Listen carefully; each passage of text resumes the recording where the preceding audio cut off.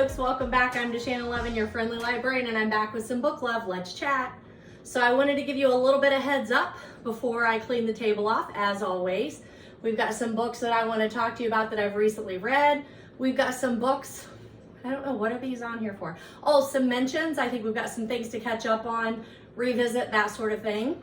I've got some in a book haul, and I've got some that are on my very short, I need to get to these books.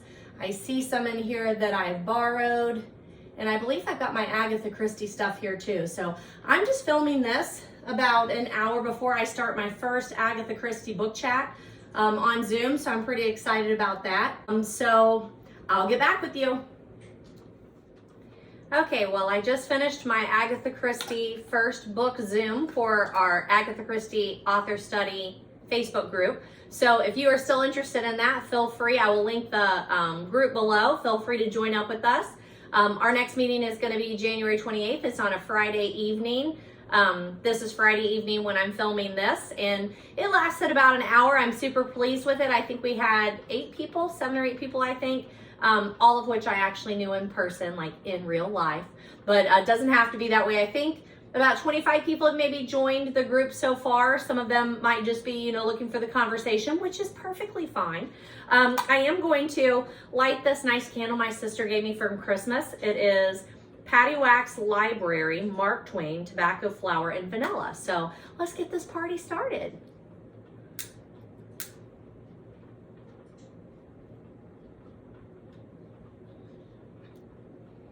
All right. So I've got a little glass of Moscato going here. We had in our group. Quite nice.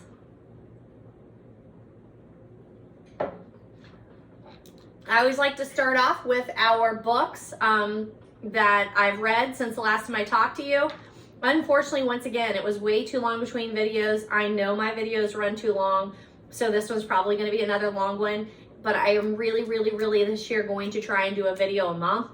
That way I only have, I would say, maybe 8 to 10 books to talk to you. I think that's probably about right. I did hit my Goodreads goal last year, so my goal was 100 prior to that in Goodreads. I always set it to 60 or 70, and I probably fluctuated, and I'd say in the last 10 years, that's about where I was. But this past year, I really wanted to focus. And I knew that I waste a lot of time scrolling or just on social media or watching TV or just not focusing. So I switched it up a little bit. In order to hit that 100 Goodreads mark though, I think I made a number of changes in my reading life that helped me get there. And I still slid in at the very end. It was hard for me. But knowing how many books I needed to finish, where I needed to be at the end of the month really helped. And then listening to audios, adding in a lot of ebooks, and then having a print book usually to go along with that. And I think the combination of that, especially the audiobooks, I think really helped me get to that 100. So that might be some little pointers for you if you're trying to get, focus a little bit more on reading. It's not about the number. Nobody really cares. If you say, hey, what is DaShannon Lovin's number? No one's going to know that. It doesn't matter. It's not about reading more. It's just I want to be more intentional with my time. And I know a really good use of that time is then reading. So that's why I'm doing that. So let me move some of those books up here so we can start talking about them. So in order to keep this video a little bit short, I'm not going to talk to you about the 2 most recent books that I read. And that would be The Haunting Season and another one. What is the other one?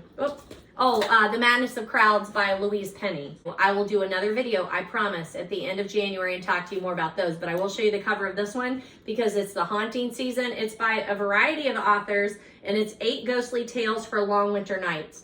Really enjoyed it.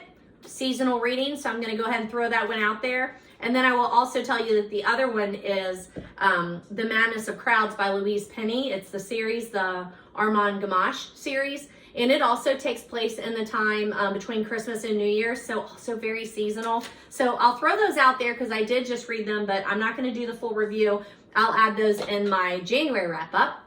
I actually had a copy of The Haunting Season that I picked up in Little Nashville, Indiana, when I was there in the first week in December. So I bought it from the Naughty Dog bookstore, which is adorable.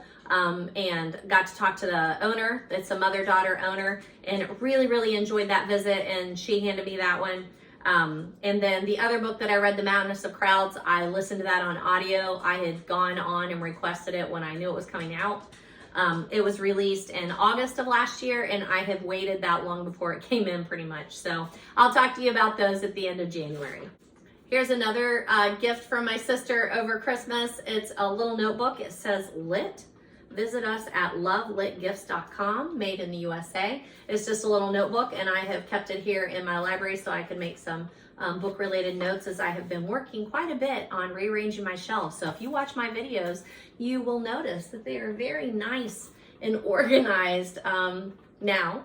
They were organized before loosely. They were pretty good, but gosh, I feel like I spent about 6 hours over Christmas break. Okay, it was way more than 6 hours, I'm sure. Moving the books around, straightening them, getting them in order, adding a bunch. I know you can't see like right back here underneath me, but I had just stacks and stacks of books from copies of ones that I have other copies at school that I've been book talking, and I pull them out to talk about them, and then I add other authors, and then I've had some book hauls, and I didn't have time to put those back up because, you know, Christmas is crazy. So I just worked in here, I know at least an entire day that I had over the Christmas break, just organizing and trying to get books on the shelf. So they look pretty. I'm very glad I took the time to do that, but my gosh, it takes forever. So I do want to show you over here, I have the shelf of my 2021 read list. So all of these books I've reviewed for you on YouTube, and I will insert a little short video, I hope. Again, you know, I'm an amateur at this, but I will try and insert that video in there and do a little bit of a voiceover to remind you of the books that I read during 2021. I don't want to do too much because I don't want the video to get too long. So like I said, I did hit my Goodreads goal last year of 100, and I set my goal for 2022 to also be 100. Then I heard that my cousin set it at 101. And I thought, why didn't I do that? It would have been one more than what I did last year. So hopefully I'll just blow it out of the water and it'll be that anyway. But I really did like that idea. I should have put it at 101. I wonder if I can go back and edit that. I'll have to look. Have you set your Goodreads goal yet? Have you joined in? I love Goodreads.com. It's a great social platform for those of us who like to read. Keep track of what you want to read, what you've read, post the reviews. All my reviews go on to Goodreads and then get pushed over onto my Facebook, so you can read them there if you want to. And I like when I log on to Goodreads to be able to see, like, here's what my friends, my reader friends are reading, or here's what they recommend. I have a lot of my students on it now, and their names will pop up, so I can kind of keep track of what they're reading and what they recommend, you know, because I have students that just read, and then I have readers that really like, I know I like the books that they read, and we talk a lot about books. So it's a great way to track my to-be-read list. So in 2022, I do hope to do at least one video a month, especially during the school year, so I can do a wrap up at the end of the month. And then in the summer, I hope to do some of those videos that I've talked about, like the cozy shelf up here, like pulling out all of the Lillian Jackson Braun and talking about those, and all of the Kate Carlisles, and all of the Cleo Coyles, and all of the Alex Ericksons, those authors where I read all of their stuff, the Newsome books. Was it CJ? Am I saying that right? I don't feel like that's right. The new Carol Newsome, that she goes by the initials, pulling out all of those books and talking to you about those. So I hope to get to that. We'll see if it happens, but especially I would like to try and keep these videos a little bit shorter. You know, an hour or under would probably be a better idea than what I'm doing now, which is just doing too few videos where I have a whole stack of books to talk to you about. Maybe I'll even try and insert some of those shorter videos at the beginning of the month, like this is my to be read stack, and then the end of the month, this is what I got read. We'll see how it goes. Let me know, give me some feedback if there's something that you would like. I've talked to a couple of friends here lately who have given me some feedback on what they like or don't like about the videos, and I'm always happy to hear from you. So just a little bit about that Agatha group. I do plan to discuss all of the Agatha Christie books, the 66 that are technically her novels, in chronological order. We started with Agatha Christie's Hercule Poirot's Christmas and The Adventure of the Christmas Pudding, which is a short story. We did talk about those tonight, but then we are now going to kick it off in 2 weeks on January 28th, we're gonna kick it off with her very first book, The Mysterious Affair at Styles, and then talk about that. And then in the group, if you just wanted to to join the Facebook group, I'll just continue to post information as we're going through that. So if you're not someone who wants to meet via Zoom, but you want to maybe read along with us, or you just want to follow the information about Agatha, that would be where to do that. So it all started when I picked up this book at Half Price Books. It is the Agatha Christie Companion, the complete guide to Agatha Christie's life and work. So I've talked to you about this one. And then I have a number of the Agatha Christie books. I'm not really sure, like I picked them up here and there. I think somebody gave me a whole bunch of them at one time. But I've only actually read The Murder of Roger Ackroyd, The 10 Little Indians, and then The Mysterious Affair at Styles. So these are the only ones I've really read so far, I think. Crooked House, I think I might have read that one too. But I will be talking about those in the group, so if you're interested, feel free to join up with us there.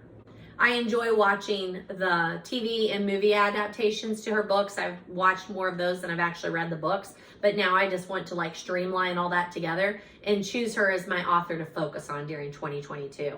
I have made absolutely no progress in trying to migrate the YouTube videos to podcast, but that's another 2022 goal. I'll look into that. You know, when I started this whole BookTube thing, I don't know that I had really followed too many BookTubers. And that was like right at the beginning of the pandemic, and then I kind of fell down that rabbit hole. So there are some BookTubers that I have mentioned in previous YouTube videos, BookTube videos, and I will continue to mention those people, but one that I have recently picked up is Mr. Francie, and I will link him in the notes below. And he mentioned something that he's trying to do where he's trying to highlight more BookTube people. So I'll start with him because, again, he's someone just here lately that I have picked up watching his videos. I enjoy his videos. And then I also joined his Discord, and there's quite a bit of conversation going in there. I don't know that I've talked about Discord on here or not. I found Discord through following Beach Bum Bookworms, I think is what it's called. Again, I'll link it below. I know I've talked about them before. It's Killing Time with Cozies. I watch their YouTube live chats and I chat with them, which happens once or twice a week sometimes. Sometimes I get there, sometimes I don't. But then they had a Discord, so I joined on with that. And it's just an interesting way to stay in that book conversation all the time. And you can join when you want to and then not read what you don't want to. So you might want to consider, again, Killing Time with Cozies or Mr. Francie's videos, and then also the fact that they have the Discords. All right, so what have I read since the last time we talked? I did I'll Be Home for Christmas, The Afterlife, Christmas is Together Time, Christmas Joy, Kate Carlisle's Absence of Mallets, Autumn Leaves, This Is Where It Ends, Jen McKinley's Hitting the Books, and The Last Train to Key West. These are the physical books that I have. Obviously, I've done more on ebooks and audios, so I'll go in order and then again list those below. I did meet with my friend Jennifer for a coffee date over the break, and she said, you know, it'd be really helpful in your videos if you would just list all the books you're going to talk about, because I don't want to watch 2 hours of you talking about the books and giving away all this information. I really just want the list of books. It's below. There's a little arrow there. It's like a gray arrow, and I told her I would use her as an example. But if you hit that gray arrow on your YouTube when you're watching it on the video screen there, there's like a gray arrow. And if you click it, all of the show notes are there. And I've done that since day one. All the books I mentioned in the video are on there. This candle smells really good, as does the wine. I'm going to throw out a quick mention about these highlighters right here. They are Staedtler, and they're in a vintage color. And that has this really cool brown, which I like. I wonder if they have names. I don't see that they have actual names. But then there's a black. That's basically why I got it, because I wanted to do some blackout poetry. And then there's this really cool gray, and then just a regular blue. I don't see specific names. I find that hard to believe that they don't have really cool names. It says Tech Surfer Classic. No names. But I really love these colors. They are great for highlighting in books. Okay, so the first one that I've read since the last time I talked to you that I haven't had a chance to talk to you about is The Last Train to Key West. It is by Chanel Cleeton. And I know I mentioned it in one of the previous videos because I was reading it for a book club, and then someone actually donated it to our classroom. Stephanie and I teach side by side, and I think they gave us this one, and then maybe Coyote Sunrise, I'm pretty sure, that we could put in our classroom. So I want to talk to you about this one so I can get it into the classroom. And it isn't technically a series, but it seems like she has several books that kind of run together on the same kind of theme, which is a historical fiction. So realistic fiction, but historical fiction. And this one is The Last Train to Key West. When we talked about it at our book club, several things came up that I think this is why this is a good book club book. And that is that each of the chapters, not every chapter alternates between characters, but it focuses on 3 or 4 different characters. They're all women, and they each get to tell their own story from their point of view, which I think is really cool, and kept me interested for sure, because I'm not a huge historical fiction fan, but the fact that this was told from the 4 different points of view, each of the girls are from a different socioeconomic background, and then also that it's Florida and Key West, and I was getting a little bit of that old Florida history too, really made it enjoyable for me. So it's set in 1935, and if you know, I didn't know, there was a huge hurricane that came through in 1935 and took out that train system that was built down there. Flagler, if I'm not mistaken, yeah, Henry Flagler's overseas railroad that was down there, and it took that out and stranded a bunch of people. So you get that story, and then you also get the story of these 4 girls, women, during that 1935 when you're coming out of the economic depression, Cuba, the revolution that's going on there. So there's just a number of things in history that are happening that make this a very discussable book in your book club. Reese Witherspoon also did this with her Hello Sunshine book club. And we had a number of ladies in our book club that read other books that were by this Chanel Cleeton. Like I said, not technically a series that she does, but they said they're very similar in how they pick someone's story, and it's a historical fiction.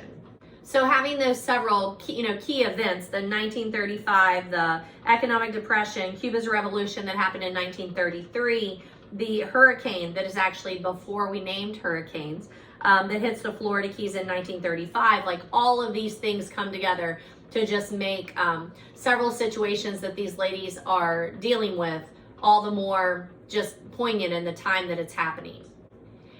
The other thing that happened at our book club that I was like, what is that? I don't know that I've ever heard that before.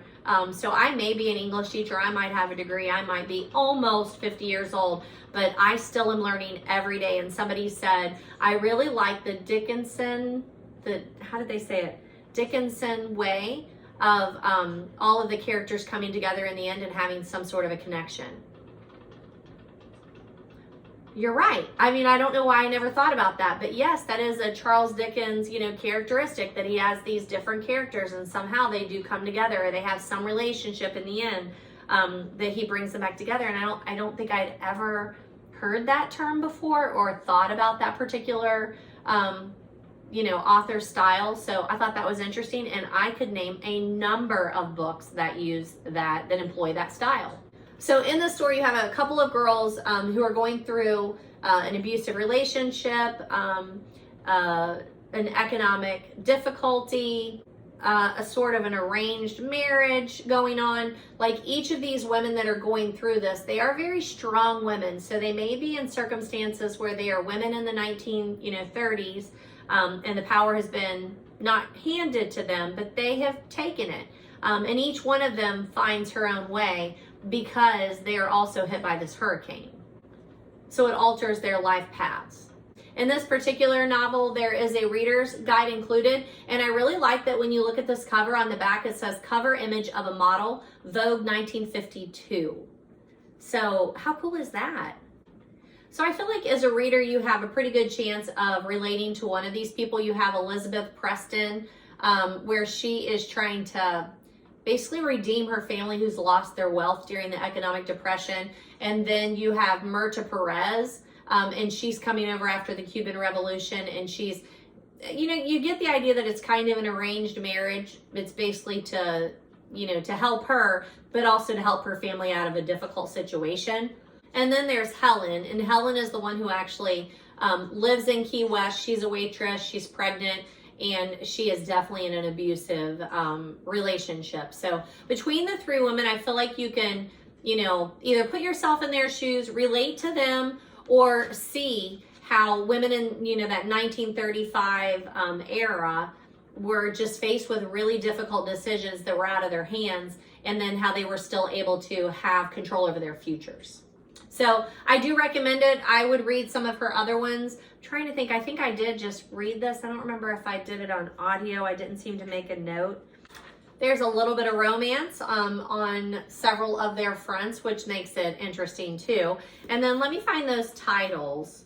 So some titles of her other ones are Fly With Me, Into the Blue, On Broken Wings. And then here are the ones that seem to fall in with this, not technically series, but Next Year in Havana and When We Left Cuba. So, and like I said, I think it's Myrta is the one who's coming from Cuba. So you get quite a bit of that Cuban story in there too, during that Cuban Revolution, pre and post.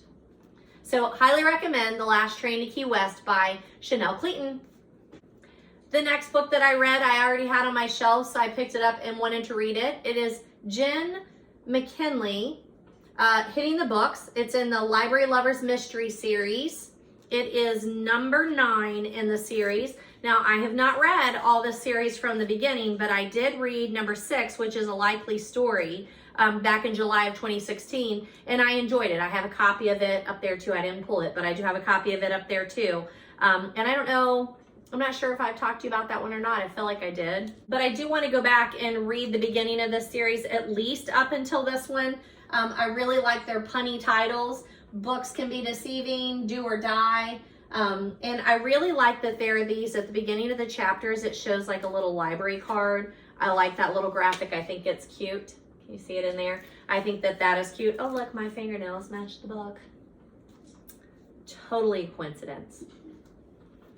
No, I'm so super excited to get back to doing videos. I wanted everything to be perfect. So I will go back and do those. I think I own another one of her books. Do I own Do or Die? Yeah, I have Do or Die in paperback. So that's one that I will read for sure, you know, off of my shelf. I'm looking over there because I think it's on the short stack shelf. But the other ones I might try in audio if they have them. But I would like to do a couple more of those before I make a decision as to whether or not I'm going to finish the whole series, because I liked it. It was fun. I didn't love it, and I do love cozy. So, and I love libraries. So like, there's so much in here that I should just love. But I just feel like right now that main character is kind of forgettable to me. Her name is, she is library director Lindsay Norris. And I do like the premise of the book is cool. She's in the library. One of their patrons gets involved in a hit and run. She's trying to help them out because some of their library materials were in the car, so they should be able to track it down fairly easily. But I don't know. I didn't love it. Like, it might be that I am just so caught up in some of the other cozy mystery series that I really would just prefer to get back to those. But this is one that I was really hoping that I would like because it is the Library Lovers mystery series. So we'll see. I didn't love it. I know in the cozy group that I told you about, Killing Time with Cozies, there are a lot of those members who've read this series and they highly recommend it. I like the size of it, you know, that right around 300 pages. I know that this author has a couple of other cozy mystery series, the Cupcake Bakery mystery series and the Hat Shop mystery series. I believe those are her other 2 cozy mystery series. I do always like to follow these authors on Goodreads. I know I talked to you a little bit earlier about Goodreads, and it does have an option where you can follow the author. And I like just getting those notices when they have a new book in a series coming up.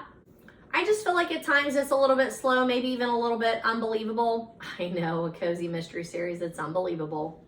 I love that small town, like Briar Creek, that sleepy little town. I love that part. So I'll go back and read the first couple, especially since I own the second one. So I'll go back and read a couple of the other ones, and then we'll see if I stick with it or not. So that's Hitting the Books, number 9 in the Library Lovers Mystery Series, Cozy Mystery. The next one I read, I actually borrowed from one of my students. The book is This Is Where It Ends. I'm gonna say it's by Nijkamp. We'll say that. I'm not sure if that's how you say her name or not, but I liked this way more than I thought I was going to. So The subtitle says, or the blurb on the front of the book says, everyone has a reason to fear the boy with a gun. It's about a school shooting. We did recently have a situation in our school where there was a gun that was found. So it's a little too close to home for me. So I didn't really expect to like it as much as I did. But I feel like it's a little different than some of the other young adult school shooting books that I've read in the past. And that is because it's not told from his point of view. It's told from each of the people that he interacts with. So again, you do change perspectives quite a bit. There's a timeline, which I do really like how it's set up like that. So at 10 o'clock, the principal has everybody in the auditoria or gymnasium. I don't know what they call it in the book. We call it an auditoria, but he has everybody in there for a program or like a presentation of some sort. And then when they go to leave, the doors are locked, and then the boy shows up with the gun. And then it kind of walks you through each of the people that he specifically is targeting. However, it's very graphic in that there is no sanctity of life at all. Like, he just slaughters people. And that's really, really hard to read. And then again, because I'm a teacher, I'm a librarian, I'm an adult, like, in the end, I need them to, I don't know, like, regret it. I need them to have grown. I need them to be brought to justice. And I'm not gonna, give you a complete spoiler of the end here at all. But I think that as much as I did want to continue reading, like I really wanted to continue reading. I was worried about people, obviously. The plot line was interesting. The stories were interesting. I wanted to know more of their story. But when I got to the end there, I don't know, not crazy about that part. I don't know. I still recommend it. I think that it will be very popular. I know I have a lot of kids that have read this book. And I have some that still want to read it. I don't have a copy of it in my classroom library, but they seem to find it. So that always means it's pretty popular.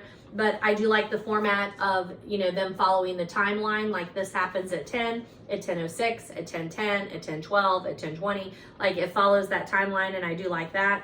I like that it's told from the 4 different perspectives. And gosh, I know it says it's 4 different perspectives. Autumn, Sylv, which is like Sylvia, Claire, Thomas. Are those the only 4? I think those are the only 4 that it comes from, and none of them are the shooter. And I just think that's different in some of the other books that we've heard before. So definitely young adult. I would say, high school or above for sure, because, the sanctity of life is not there. Like, he just flat out points and shoots at people, and he has absolutely no remorse. He has no qualms about just shooting everybody that's there. He doesn't care at all. But he does have a relationship with several of the people that are telling the story. And I think that's what makes it so interesting, that you do get into his head that way. But obviously, he's mentally ill. But it's a tough one. Very much a page turner. So in the end, I'm telling you, I'm glad I read it. I borrowed it from a student, like I said, who wanted me to read it. So I'm always happy to read that. But would I recommend it?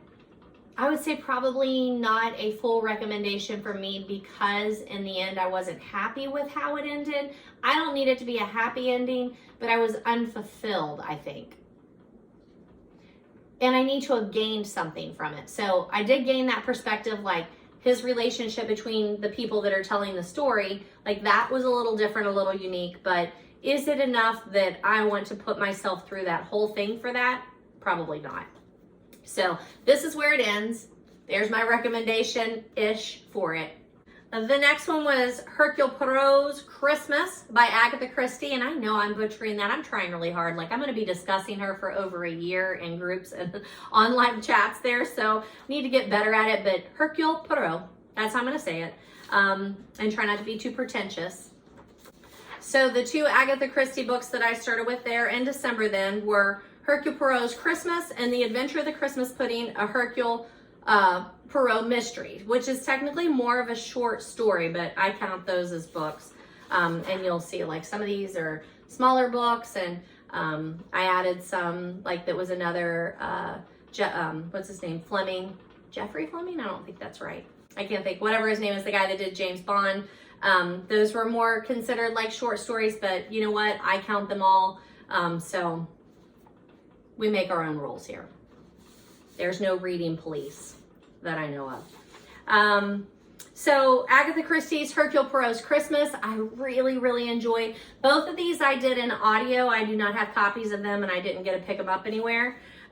So I just got them from my public library on audio, and I think I really enjoyed that telling. I think with the Agatha Christie book, or book group, I will read the books if I have them in print, but if not, I'm not concerned at all about listening to them on audio. Both of these I also then looked up to see what their TV adaptations were, and I watched them that way too. I like to see the differences and the similarities there. I really enjoyed that. Hercule Poirot's Christmas is a locked room mystery, so obviously I just discussed it for the last hour, but I'm going to just do it for like 3 minutes here or less. I like that locked room mystery. We discussed it during our group, the fact that she actually is one of the originators of that. They do consider her Mysterious Affair at Styles to be like the original locked room or closed circle mystery. I like that we get to know Hercule Poirot a little bit in the story. He is in town just by chance when this happens, staying with superintendent, whatever his name is, can't remember what his name is. So then he gets pulled into the mystery because of that, because they're all then trying to solve it. Because again, like, how could this happen? The door is locked, the window is down. Like, how can this all happen? I really enjoyed it. I highly recommend that you put it on your list for next Christmas, either to read or to listen to, and then also to watch the adaptations. You know, that main character, Simeon Lee, is just a terrible, terrible person. So it's interesting to read a Christmas story where it's not all like a big jolly English feast at a country house and everybody's there like having a party. Not a party. He calls everybody home. He's a terrible person. He likes to play, you know, I wouldn't say even jokes on people. He just likes to degrade people. And in this particular story, it's his family, and it backfires on him for sure. I love Christie's misdirects. I love the humor. I love how smart they are. I love that I don't figure it out until, you know, the last quarter of the book, if that. Sometimes I don't figure out her killers until she actually reveals them, and I really, really like that. And then the other one that I read, like I said, that was the short story, was The Adventure of the Christmas Pudding, a Hercule Poirot mystery. It also has another name, The Theft of the Royal Ruby, I think. There is no murder in this Agatha Christie one. It is just a theft, and by investigating the theft, there is a pretend murder, and he actually plays a joke on some of the other kids that are trying to play a joke on him, so you get a little bit of Hercule Poirot's humor in that one. But I enjoyed that one too, and I would definitely put that on my list for next Christmas again. I don't know if I mentioned, like that one, it says season 3, episode 8 of Agatha Christie's Hercule Poirot on BritBox, I believe. And then on the other one, I don't have it noted where I found it, but I'll try and put that in the notes too. The next book that I wanted to show you is called Autumn Leaves. I thought I had already done this, but it's not in my notes on like books that I have book reviewed for you on YouTube, so I'm going to throw it back out there. But it's Autumn Leaves by Ken Robbins. This is a beautiful book. It has actual photographs in it. It talks about the life of a leaf. It talks about the different kinds, what trees they come from. So I just reread this one and wanted to throw this one out there to you because I thought I'd already talked to you about that one. I highly recommend that you purchase this book, not just, you know, get it from the library, but it's a great one that every year I like to pull out during autumn and leave on the ottoman or put it up on the mantle and then just flip back through it because it's a beautiful read. The next book that I read is How Y'all Doing? Misadventures and Mischief from a Life Well Lived by Leslie Jordan. I started following him during the pandemic. His Instagram stories, I think, is where he was at, and then he went on to TikTok too. But he is just a goofball. Obviously, he's a comedian. What is he, like, gotta be 4 foot tall. Super funny. In this, I listened to his audio biography here, his autobiography. Memoir, probably memoir, I guess is more what you would call it. super funny, dipped in and out of it. Didn't feel like I had to pay like really super close attention because he is telling you just little snippets from his life. Lots of name dropping going on in here. A little bit about how the family that he grew up in and then the life that he ended up living, how different they are, and then how he meshes those together in the end. And I think that is the part of the story I really appreciated. I love when someone's able to tell you that they still have contact with their family, even though they're not the person that they, used to be, that their family has accepted that, and that they're all able to get along and say, hey, this might not be what I had planned for you, but I'm here for that because I love you. And I love that part of the story. Super funny, laugh out loud. The next book that I listened to because, like I said, one of the cozy authors that I had listened to the whole series is Alex Erickson's Bookstore Cafe Mystery series. So I really like his stories. I have read 1, 2, 3, 4, 5, 6, 7, 8 of those looks like so far, and I'm making my way through that series. And he is included in a book of short stories with Carleen O'Connor and Maddie Day.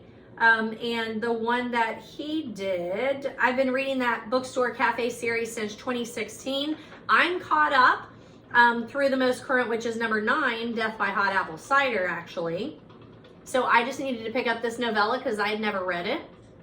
I ended up also listening to the other two, the Maddie Day and the Carleen O'Connor, and I enjoyed all 3 of these stories. Great seasonal read for Christmas. He is an author that I met at Cincinnati Books by the Banks. He's an Ohio local author, which I always love. In this story finds the book owner, Chrissy Hancock, attending an escape room. So how about that? So I'm reading Agatha Christie with the locked room, and then this is an escape room, which is also kind of a locked room mystery. So those two worlds kind of collided. It was a fun read. I also enjoyed that one of the other stories, I think it was the Maddie Day one, took place in Brown County, Indiana, and I had just come back from Brown County, Indiana, so some of the little places that they mentioned and just the whole vibe of Little Nashville, Indiana was in there, and I really enjoyed that. So highly recommend. It's called Christmas Cocoa Murder is the name of the 3 stories pulled together, that series. It's under Charlene O'Connor's name, and it's Carleen, sorry, not Charlene, under her name. And the short story that he is writing is Death by Hot Chocolate, I believe. I'm pretty sure that's the one. So highly recommend that. I will put it on my list for next holiday season. The next book I read is one where Kate Carlisle sent it to me. Remember, I'm one of Kate's readers, so she does send me her books for free in exchange for an honest review, and I post that several different places. So I do get her. This one is the Fixer Upper Mystery Series, and then she has the Bibliophile Mystery Series, so I do get those books for free in exchange for an honest review, which I am always happy to do. And this one is Absence of Mallets, so it just came out in December, and I got that review out pretty quickly, so I wanted to review that for you here now. This is number 9 in the Fixer Up Mystery Series. I reviewed the others in that series, A High-End Finish, This Old Homicide, Crowned and Moldering, Deck the Hallways, put that one on your Christmas list next year, Eaves of Destruction, A Wrench in the Works, Shot Through the Hearth, Premeditated Murder, and now Absence of Mallets, number 9. You know what I'm talking about, like the Jen McKinlay, the Library Lovers Mystery Series, and like this one. Both of these I read in print, so that doesn't seem to be the problem. In reading this one in print and reading that one in print, I can barely remember the premise of that story. I don't know if I just am not invested in the characters and the town, that sort of thing, and I'm more invested in this, maybe, but I don't think so. For some reason, I think it's author style, and I really like Kate Carlisle's style. There is a murder. Is there just one? There might even be more than one, but I know that there's at least one murder in here. I know these characters. I know the town. I like the setting of it. So all of that probably plays into it too, but I can remember specific details about this book. And it's a great size for a cozy. I really like Shannon Hammer. She always has some sort of new project going on, and I kind of get pulled into the project that she's working on. This particular one takes place at a village that's making houses for veterans. But even more than that, it also goes into, this goes into detail talking about some of her construction work. I don't know anything about construction. I can't do anything. My husband built these shelves by himself. I did not help. But for some reason, I can read that and I find it interesting. So there's something about the way that Kate Carlisle makes it relatable, even when it's not something that, is in your wheelhouse. And I remember it. I specifically remember her walking through the house and specific things that she and her sister are doing, building these homes for veterans, that makes it entertaining. And then she always has despicable characters too. There's always someone in there where you're just you are a terrible person. And I always like having that one, that person to focus on too. I do wonder which came first. Does she come up with these punny titles like Absence of Mallets and then write the story involving a mallet? Or, does she start writing the book and then come up with the punny titles? Kate, we would love to know. I like that Chloe, her sister, is back in this story. I think it's interesting the way they came together. And I think it was in the last book, it might be 2 books ago. And then Chloe has more of a part in Shannon's stories, and I really like that. It's published under that Berkeley cozy title, under that publishing house. So I started to notice that a little bit more, when I'm picking up a cozy and I'm reading it. I know that, I don't know, whoever their editors or people are, I like these people. So in this particular one, Mac is using his skills as a writer to have a writer's retreat. These people come to town. We meet these characters. They're not a fun group. It's not a group I want to travel with. They have their own issues there. And obviously murder is not advertised as one of the things that he is serving up on a silver platter here. But of course, it always happens around Shannon and her projects.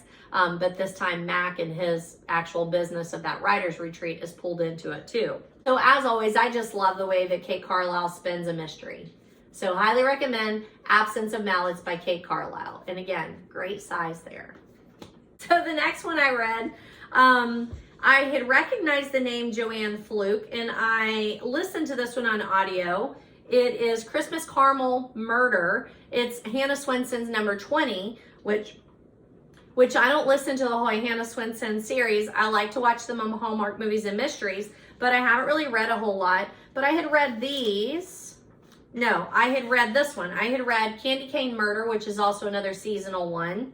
And it's also a Hannah Swenson. This is number 9.5. The one I listened to was a number 20. And this is kind of like the Alex Erickson one that I did, where there's 3 authors that have to do with this. So Joanna Fluke, and then Laura Levine and Leslie Meyer. And I remember really enjoying this one. So I wanted to try another Joanna Fluke, another Hannah Swenson one. And then I also have this one. I have Joanna Fluke's Blackberry Pie Murder, the tart and tangy New York Times bestseller. And again, it has Hannah Swenson in it too. I don't know if I marked what number it is. I did not. And this is by the publishing house Kensington Mystery, which is another one that I started noticing that I have a lot of their books and I really like them.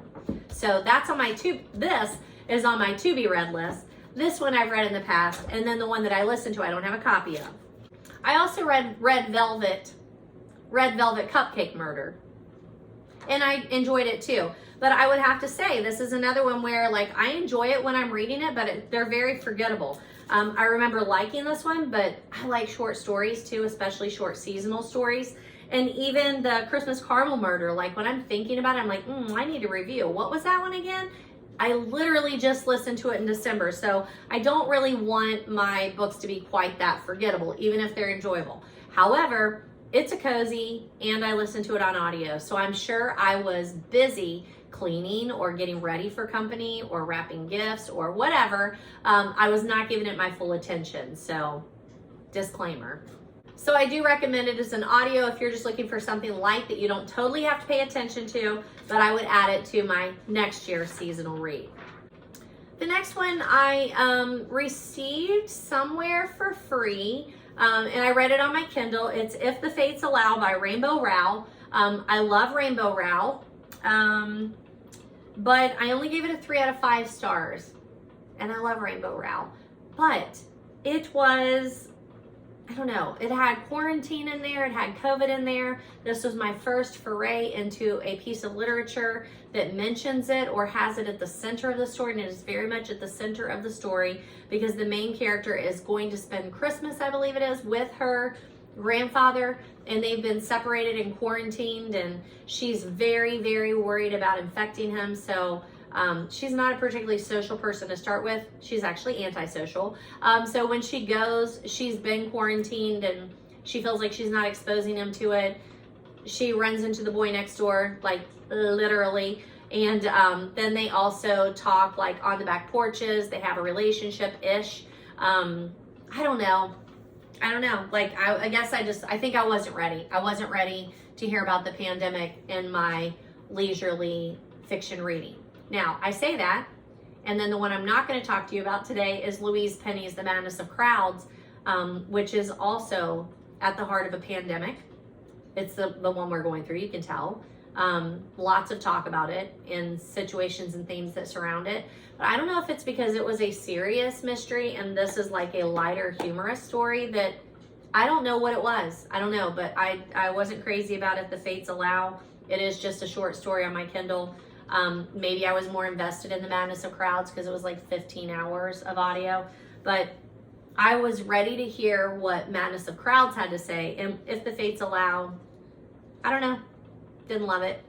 Now, right about then is whenever I realized I got to get some books down, and I had some books in my stack that I've just been trying to get to in the last little bit. So I added this very short little tome, Christmas Joy by Susan Branch. And it's a very visual book. So again, it has a nice little built-in bookmark, which is pretty.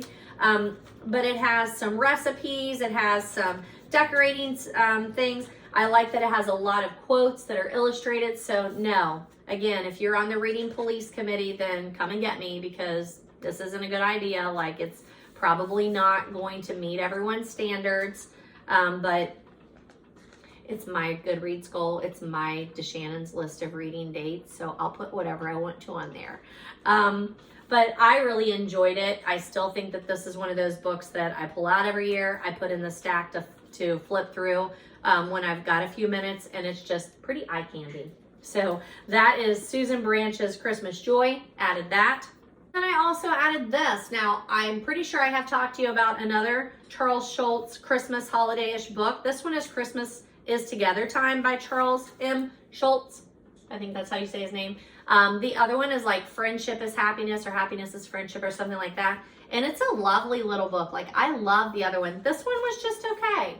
Now, this is definitely a remake because it is published by Kohl's Cares, right? So Kohl's like the department store, whereas the other one is my actual vintage copy. And I don't know if that makes a difference or not.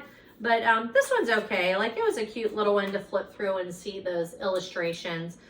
Here are the little things. Christmas is when you hug your little brother. Christmas is another box of candied fruit from your Aunt Agnes in California. Christmas is losing your mother downtown in a crowded store. So just, you know, cute. I enjoyed it. I didn't love it. The next one I listened to was I always say that word wrong. Dachshund Through the Snow. So like a dash hound Dachshund dog. Through the Snow, and it's by David Rosenfeld. When I was in Little Nashville at Naughty Dog Bookstore, I saw several David Rosenfeld books, and I really liked the covers. So then whenever this popped up on my like available audios, when I was trying to get in a couple more books there at the end, I thought, oh, that's interesting. I don't think I've ever read anything by him. I'll pick that up and listen to it. I loved it. It was really, really fun. It looks like a cozy mystery, but it's not. I would call it more like a gumshoe mystery, like an old detective, but it's not. It's like modern times. So the detective that's in there's like a piece of fuzz or something. There's the guy who's the detective is just very old school, and I really liked it. I liked the way he talked. I liked the way he described the what do you call them? Not characters, but like the suspects. I like how he talked about the crime. I enjoyed him. And I enjoyed his family. It was kind of odd the way that they set it up. Now, I would say, I don't think it's technically, oh, it is. It's the Andy Carpenter number 20 in the series. So maybe if I had started at the beginning and I knew his backstory a little bit, but I had enough. I didn't really feel like I needed to read the first 19 books to jump into this one. I really enjoyed it. I will read more of his books. I guess I would call it more of a like noir detective mystery series. The audio actually kind of sounded like you were watching the television show. I don't know why it was like that, but it was just super easy to listen to. And of course, throw the dog on the cover. I'm here for that. So I highly recommend David Rosenfeld, Dotson Through the Snow. Am I saying it right now? I always try and say Dachshund. I think it's Dachshund is how you say it. But highly recommend that, and I will continue reading more of his books. The next one is one that I also borrowed from school. It's The Afterlife of Holly Chase by Cynthia Hand. Our student book club, which is only like 5 of us that meet, they were going to discuss this one, and then of course we got delayed several times and I wasn't in on the conversation if they had a conversation, but I did end up reading it, and I'm really glad because it is a retelling basically of A Christmas Carol. I actually showed the Disney version of A Christmas Carol with the one with Jim Carrey to my class for a day and a half-ish, right leading up to Christmas, and then we talked a little bit about plot lines and Charles Dickens, and I tried to make it Englishy so that they didn't go home and say, oh yeah, we're done, let's watch TV, or we just watch movies this last days before Christmas. I don't know why you make me go to school. So I try and make sure we have a literary conversation surrounding it. But it was interesting because I just watched that and kind of listened a little bit to the audio of the original Charles Dickens, which I've already read before. And this is a retelling. Every Scrooge deserves a second chance. So the premise of this one is that there is a teenage girl, Brat. She is spoiled, she's terrible, and when Scrooge comes to visit her, or she is Scrooge, so when the ghosts come to visit her to try and teach her a lesson, she's not listening, so she doesn't get the second chance that the original Scrooge got. She ends up dying and having to work for, I can't remember what they call them, but like the Scrooge Network or something, and she ends up being like one of the like ghosts that have to go back and visit these other Scrooges and try and get them to change their ways. And then she ends up breaking the rules and really wanting to know more about one of the guys that's going to be the new Scrooge this year. And definitely a romance in here, a love story. But then I always like those stories where the character is faced with some sort of a decision on how they're going to proceed after they see the error of their ways, right? So I really like that one, highly recommend it, and I would put it on my list for next year. And it is young adult too, so bear that in mind. If you're an adult and you don't really like young adult literature, this is not for you. But young adult or an adult who doesn't mind reading young adult literature, you like remakes, this is a great one. So this next one, I'm not going to be everybody's favorite because it is The Silent Patient by Alex Michalites. Which has been super popular. People love it. I didn't love it. I don't even know. I don't know if I gave it a 2 out of 5 or a 3 out of 5. You know, I hate ratings. I'm not a number person, but I'll give it a 3 out of 5, even if I don't like it, if I think the story is well done. So I probably gave it a 3 out of 5. But I don't know. It's just not really my style. I love thrillers. I love mysteries. I like psychological thrillers. This is a psychological thriller, but for some reason, it just did not grab me. I know that one of my characteristics as a reader is that I don't like when I don't like any of the characters. So like the Afterlife of Holly Chase, she's a terrible person, but you grow to like her and she grows out of it. I don't know. I need to like somebody, or I need to be able to root for somebody. And in The Silent Patient, I'm not rooting for anybody. I knew there was supposed to be a big twist, and there is a huge twist. And again, I'm not giving you any spoilers or anything, but the premise is interesting. I listened to it on audio. I feel like maybe I might feel a little differently if I read it because it's a little more involved. I started it, I don't even know how long ago, 6 or 7 months ago, and then it would like return. But the kicker, the reason I kept checking it out and returning is because when I had an opportunity to listen to the audio, I'd be like, I'm just gonna go listen to a podcast or something. I'm not really in the mood for that. And I just was never in the mood for it. So finally by December, I'm like, okay, it's coming back into my, library checkout. I'm gonna check it out and I'm gonna dig in and finish it. And I did. I didn't enjoy it. I didn't enjoy it. I felt like there were a lot of holes in the story, a lot of misdirects. And again, I think if I were reading it in print, maybe I would be keeping track of those better and just be like, notice that they were there. I noticed that they were there on the audio, but over the 6 or 7 months that I was listening to it, I just what I could remember more is just that I didn't like it, not necessarily why I didn't like it, what those little misdirects were. Anywho, it's a unique storyline, and it's great for a psychological thriller, but yeah. This next one is odd because it's Donna Andrews, I'll Be Home for Christmas. I love the cover. I don't have, a copy of it because I listened to it on audio. But it was at the end of the year there where I was like, I need to get a couple more in. I'm just going to turn an audio on today. I'd like a cozy mystery. What's available? I had this written down, but I never could seem to get it. And then all of a sudden it was just like it popped up. So I started listening to it, and it was again, this is my sign when the book is not for me. I start listening to it, and then I have an option to listen. And I'm like, I'm just going to listen to a podcast or something. Because the book that I have on audio checked out, I must not like. I couldn't get into it. And then I think it returned, and then I was like, I'm going to try that one more time because I love the play. I love the punny title, Owl Be Home for Christmas. I love that there's an owl. I love that it's Christmas. I'm like, God, I just really feel like this book should be for me. So I had something I was doing. I was sorting out my planner, I think is what I was doing. And so then I just like turned it back on, started it at the beginning, and all of a sudden I'm like, oh, yeah, this is interesting. And it's number 26 in a series. The series is Meg Lanslow.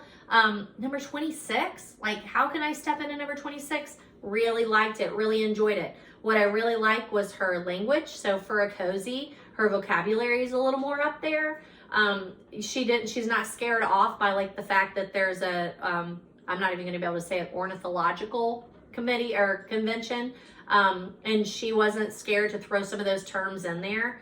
And not feel like she had to define them for you, where some cozies I really feel like dumb it down for you. The story was a little more complicated. I really enjoyed it. I enjoyed the humor. I enjoyed the characters. I enjoyed the setting. I really, really liked this one. I will continue to seek out Donna Andrews and this Meg Lanslow series. And again, I like the Meg Lanslow character. So usually a cozy, the main character is single. They might be in a relationship, but they're usually single. They're usually nerdy. And the Meg, who's at the center of the story, is married with children. I don't know. It was just it was different. And it was different enough that I was like, oh, that's different. Like I liked recognizing the differences. And I'm a sucker for a cute cover, especially if you're going to throw in an owl and a punny title. Kind of that locked room, closed circle, definitely the closed circle. They're at the convention. Someone is murdered. They're in the middle of a snowstorm, so nobody can come and go. So it has to be somebody that was there. So gosh, I see a pattern here that I didn't really notice before this month. Really enjoyed it. Highly recommend. Donna Andrews, I'll Be Home for Christmas. The next one was in my book haul. I believe I got it at the end of November. It is I'll Be Home for Christmas. For Christmas movies, the Hallmark podcast guide to your holiday TV obsession. Brandon Gray, Daniel Pandoff, and Daniel Thompson. Also, Alonzo Durante.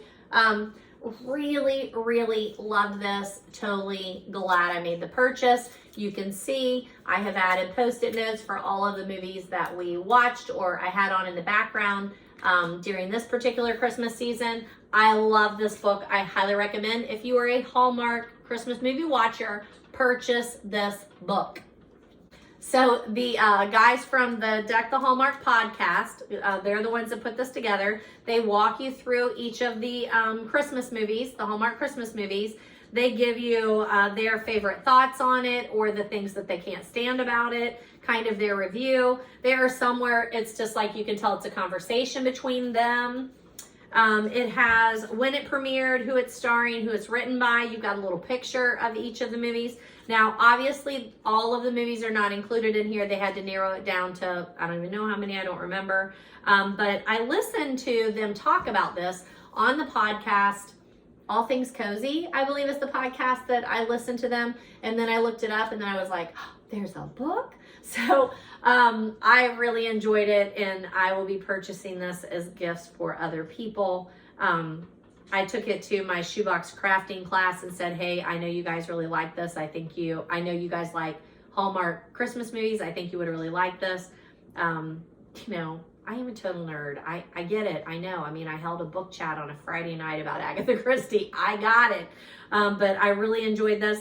And they also have some like this is my favorite one. So this is between talking about the movies. It's a breakout section and it says Across the Kennyverse. And then it points out, like in pictures, this guy that's in all these different Hallmark movies and mysteries. Like he's in these shows, and then it tells you how the backstory to that, how that happened. And it's super entertaining. Like one of the writers for the show, basically he's like, I'll write the show, but Kenny has to be in it. And then you start noticing that all the shows that he's a writer for, Kenny has some sort of a part in it. I loved it. I love that insider information. When the show would come on, I would read my husband part of it, and then he would pick it out, and like he would pick out things. And then at the end, there is a bingo. There's this bingo that you can play while you're watching it.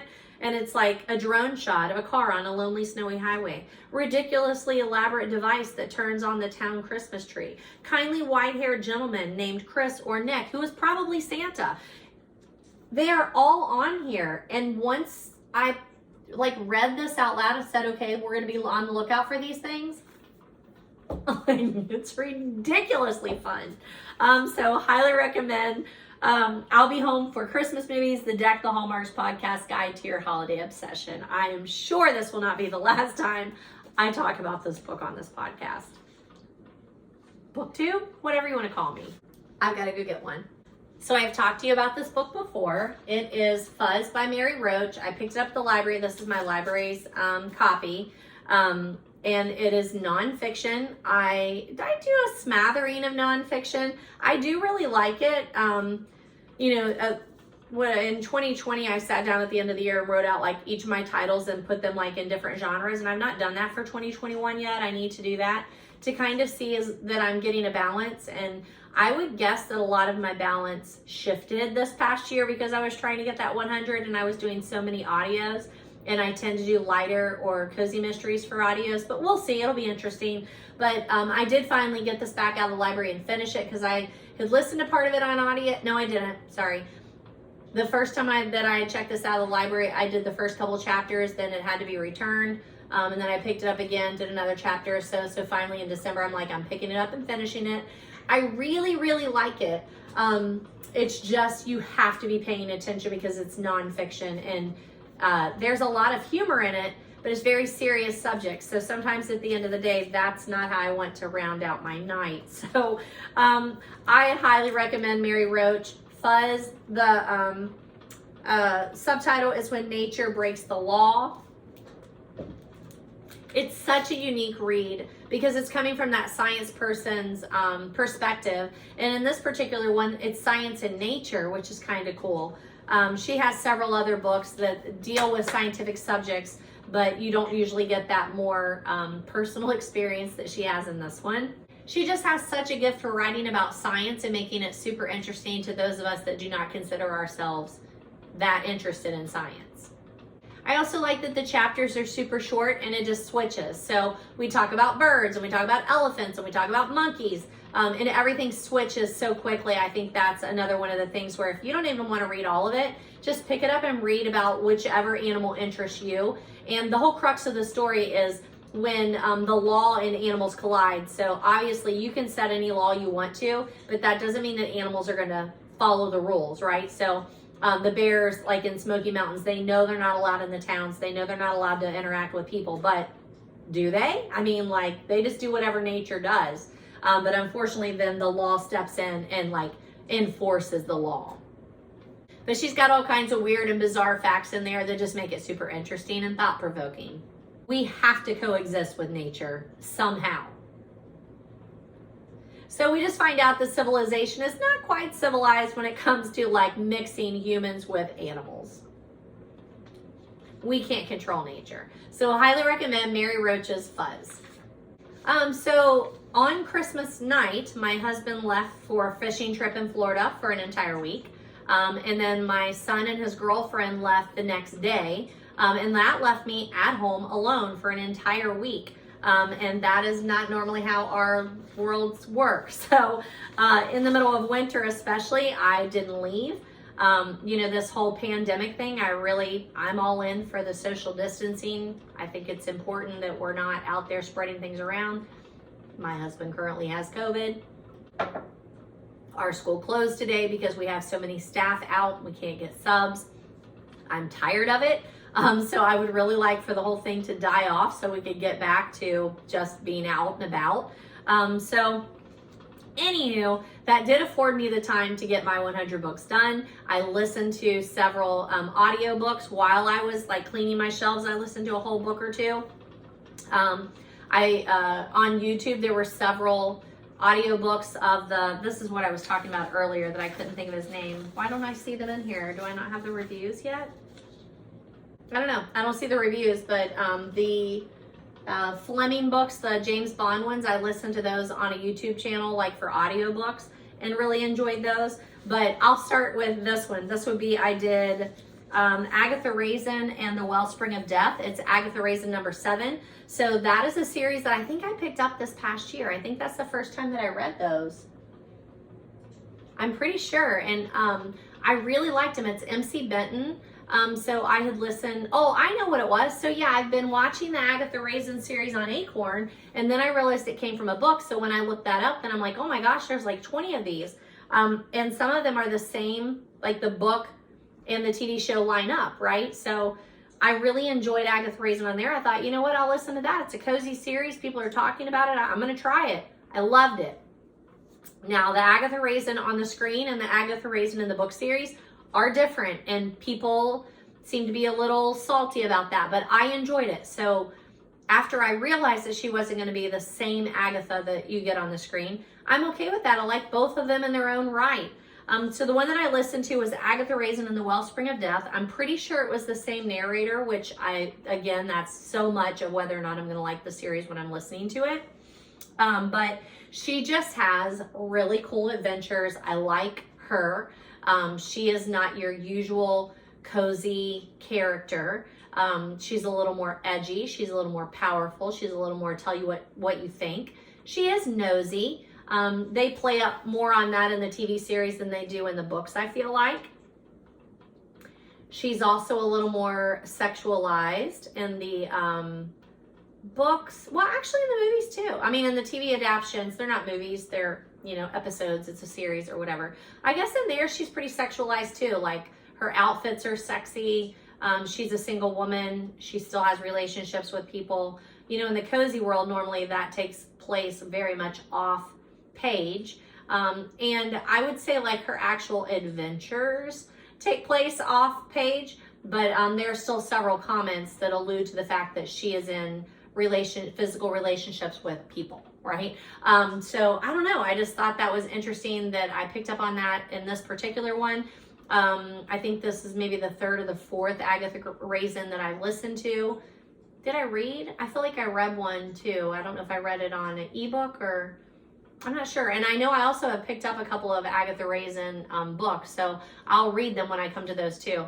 But what I really liked is like on this one, after I listened to the audio version, then I did look it up a couple of days ago and just replayed. I had already seen it on the TV series, but I just replayed it and I don't know, I really like that. I enjoy the fact that it's kind of like the Agatha Christie ones. I can read or listen to the audio, and then I can go and review it again and then look at those similarities and differences on screen or in print. I enjoy that.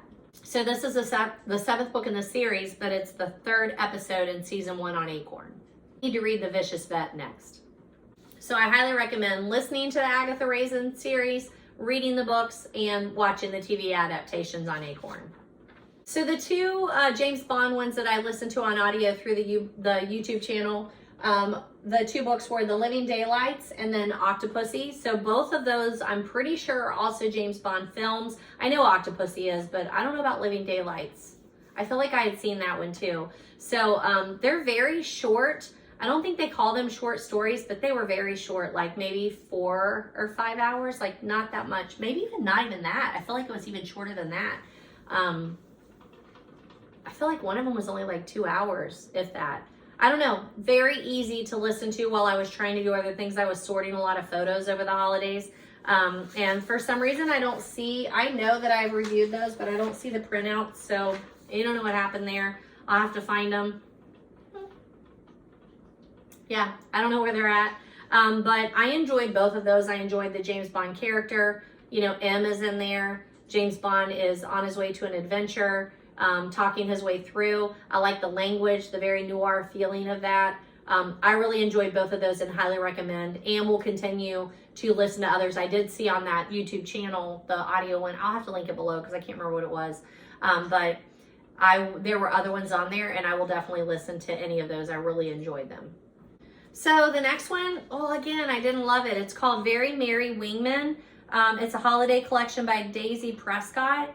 I can't remember there again. I read it on my Kindle, and I think I picked it up through following their newsletters or maybe following them through Amazon, like as an Amazon author. Either way, I know, or maybe it was on Amazon Prime, you know, Amazon Prime Reads. Maybe I got it that way. Whichever way it was, I didn't love it, but in retrospect, I think that's because I have read a Daisy Prescott book. It was the Happy Trails series, and I really enjoyed it. I really liked it. But the people that are in these holiday short stories are from other series that she has that I am not invested in. So I think I wasn't really invested in the characters. I can still appreciate it for a holiday story. I like the short story quality. I like that you see the people in a different time in their life, like when they're pregnant and then when they have the kid. I think that was kind of interesting. There's some romance going in there. There's some steamy romance in there, which she's a smarty pants romance author, so I like that. So, you know, during the holidays, if you want, and again, I think it was an e-read, pretty sure that's how I read it. Very Merry Wingman. You might enjoy it for that. It was a good one at the end of the day, like just to lay down and know that I'm going to read through one of the short stories, but I didn't love it. The characters in this story are from Wingman and Modern Love Stories, which again are two series of hers that I've just not read, so I'm not invested in the characters. I also finally buckled down and read the Harry Potter prequel. So again, if you're the reader police, arrest me because it is a short story, a prequel. It's only 800 words long. It's more like an essay. But this is that prequel that J.K. Rowling wrote for some kind of a fundraiser or something. And she wrote it like on a postcard-ish or postcard, something like that. And then they were auctioning it off. And somehow it got stolen and it never has come back up. So then she did put it online so everybody could read it to kind of take away that part of it. I enjoyed it. It's a very short story about James Potter and Sirius Black, a little adventure that they have. I enjoyed it. It was fun. I'm glad that I finally just buckled down and read it, and you should too, but seriously, it doesn't take very long, but I did add it as one of my 100 reads. And the last one that I wanted to talk to you about was James and the Giant Peach. I think last year and this year, I played part of the audio reading on YouTube. It's terrible that I can't think of their names, but there's a couple of actors that read the book out loud. So I listened to it that way, like part of it last year and this year, and then finally I'm like, I'm just gonna finish that. So highly recommend that. It's on YouTube. I'll see if I can link that also. I think I can link it up here. I love when I'm watching YouTubes and they point and then it just magically appears. We'll see if I can figure out how to do that. But highly recommend Roald Dahl. Children's book author for sure, but just very fantastic, relatable story that a lot of us probably have read in school or heard parts of it in school, and might be a good one to revisit, or if you missed out on that altogether. Super fun, humorous read. I love Roald Dahl's characters. His stories are fun too, but the characters are just unforgettable. So that rounds out my 100 Goodreads for 2021. We'll hope that I can add 100 books this time too, but that means I need to do more videos more frequently. And in addition to that, I want to run over a couple of things. And then remember, I'm not going to do a bunch of my other stuff. I'll add that to the next video. because it's just gotten, I don't want it to be too long, and I'm sure I already have. Let me check. I've been recording for 1 hour and 30 minutes already. And I know I will cut things out, but I'll cut it down to 1 hour. So I will add the other stuff mainly to the next video, but let me see, because I know there's a couple things I know I'm gonna wanna talk to you about. So I'll do a quick little segment on book club here, and then we'll see. I might cut it out, I might leave it. But I do have a book club meeting on Tuesday, and we are reading Kristen Hanna's 4 Winds. I am reading that as an ebook from the library because I don't have a copy, but I do have a copy of these 2 books of hers, Winter Garden and True Colors. So those are on my to-be-read list, but I've not read those. We have done some Kristen Hanna's, Nightingale for sure, and I feel like there's another one. Oh, the Alaska one. And I'm just not a big Kristen Hanna fan. I'm enjoying 4 Winds okay. I don't think enjoying is the word. I'm just, I don't know, her books are so depressing. So I don't know. We'll see. I'll give you a full review on that at the end of January, I'm sure. We are reading one of John Brent's books. I think, are we doing Midnight in the Garden of Evil, I think? But then I have this other book, The City of Falling Angels by him. So I've already read this one. So this is on my to-be-read list. We are doing John Green's Anthropocene, but I own this. I own Turtles All the Way Down, so I'm going to read that too. I've been trying to buy John Green's Anthropocene.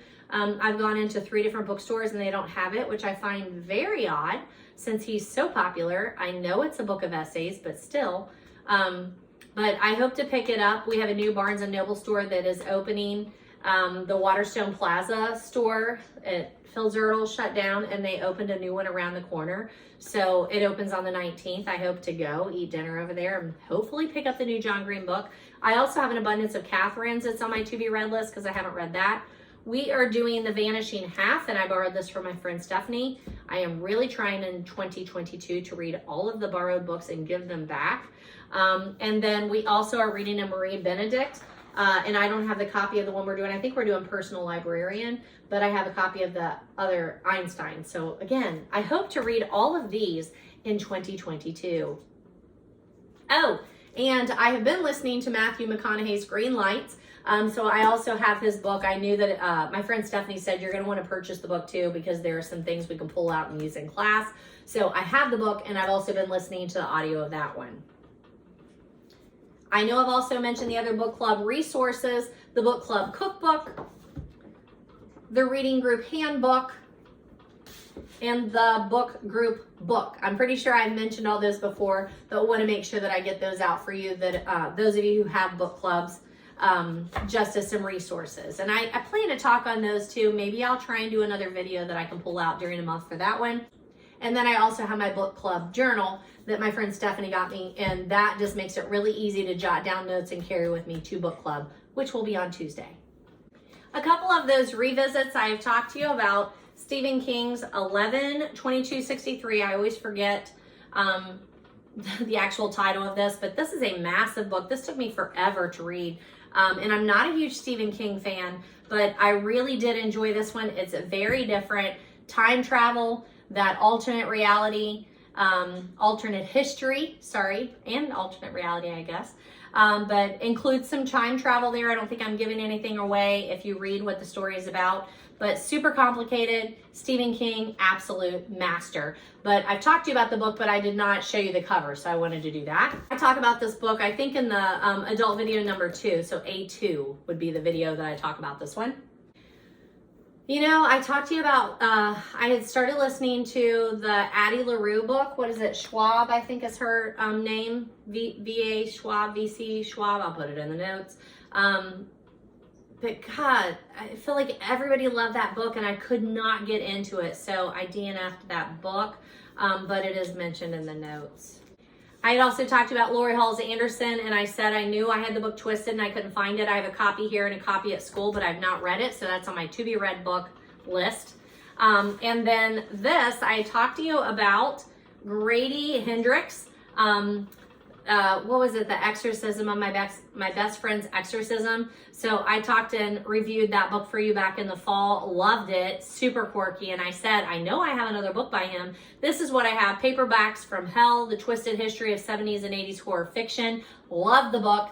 and it's on my to be read list. It's one of those nonfiction, more like reference books that I've looked through and I would like to like settle in and read to it this year. I talked to you about Ray Bradbury, and I just don't think I showed you the cover to this Fahrenheit 451.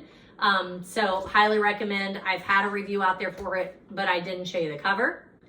I also don't think I had the cover of this, The Remarkable Journey of Coyote Sunrise. Highly recommend. One of my favorite reads from last year. I think every human being should read it. And someone donated it to our book club, so I'm just throwing that out there. Oh, look, I've got Mel, I think, is the one who donated this book, and I have her notes. I'm gonna have to return those to her. I think I also talked to you about Ray Bradbury's The Homecoming was on my to be read list, but I don't think I had it in my hand to show you at the time. I picked up some poetry books because my kids have been requesting them, so these are on my very short list, but Misha Collins, Some Things, I Still Can't Tell You, and this Poems Tonight, Rainier Maria Rilke, which I always see this person quoted, so I'm interested in that. And then Coffee Days and Whiskey Nights by Cirrus Parker, so I hope to be reviewing those for you soon. I also picked up at Naughty Dog's bookstore, Naughty Dog Bookstore in Little Nashville, this one, Rita Mae Brown's Scarlet Fever. I love that cover. And I also picked up You Lucky Dog by Julia London. I picked that up at the independent bookstore too, so support your local bookstores. I don't have any very close to me, so I'm always looking when I'm out traveling. Thrifted this book, A Gift of Bones, a Sarah Booth Delaney mystery by Carolyn Haynes. I know I've reviewed one of her books before. A friend of mine gave me this for Christmas, The Library of Legends, Janie Chang. Super excited to read that one. And then I also picked up this in Little Nashville, and Eddie on the Floor, Bernard Cape's A Ghost Story for Christmas. And I didn't get it read at Christmas time, so that's on my Christmas shelf for next year. Also at the Naughty Dog bookstore, I picked up a gift to give to a friend who's having a baby. I picked up a copy of Frog and Toad. I love that book. And I feel like I have a copy of my own here, so I'm gonna pull that out and see if I can read and review that one for you at the end of the month. So here's a little bit of homework for this time. So there's a couple of things that I really wanted to talk about, but I know this video is gonna run too long, so I'll revisit them. But make sure that you know something about the Alice Sebold. Remember the Lovely Bones? She's been in the news recently. The guy that she accused and was convicted of raping her years and years ago, that she then turned around and wrote the book, The Lovely Bones, because of that episode in her life, it was turned over. Is that what you called it? Like where he's set free and it was the wrong guy. So that's interesting. New York Times Public Library released their top 10 checkouts of 2021. So we need to talk about that. I've been watching Bosch on Amazon Prime, and I didn't realize that that was from a Michael Conley video. And then today we watched Harlan Cobin's Stay Safe series. He is also an author. Stuart Woods and James Patterson both have new books out. When I was Christmas shopping at Target, they had a little tin of Milk Bar cookies. And of course I purchased them. My husband's like, I make cookies for you. Why are you buying pre-made cookies? I'm like, because they're from Milk Bar, and I've never seen Milk Bar stuff like in a store before. And then right after that, I saw that they have a new book coming out that's talking about their business. Ann Patchett has a new set of essays out. Redeeming Love is being made into a movie. I've not read that book. Wheel of Time was made into a movie and it had horrible reviews. I did receive some bookish gifts, but for some reason, I don't have them here with me, so I'll do that for the next video. And as always, I am happy to be your friendly librarian. This is really covering up my shirt. And as always, I am happy to be your friendly librarian. All the books that I review on my YouTube, I review on Goodreads, so you can find my reviews there. You can connect with me on social media, on Facebook or Instagram. I always post a picture of the book that I'm reading, post the reviews on Facebook so that you can get to the Goodread reviews from there. I post lots of book news. Remember that you can easily get access to any of these books at your public library, but support your independent bookstores too. I love my Libby app, which is my public library's app. Your public library also has an app where you can get audio and ebooks for free. Thank you for joining me for a book chat. Let's be social. Hit the subscribe button and the like button so that I know that you're enjoying these. Comment, email, message, text, just talk to me. Let me know what you're reading, what you want to read, how I can help you, what I can talk about. And if you're looking for something, keep in touch. Enjoy.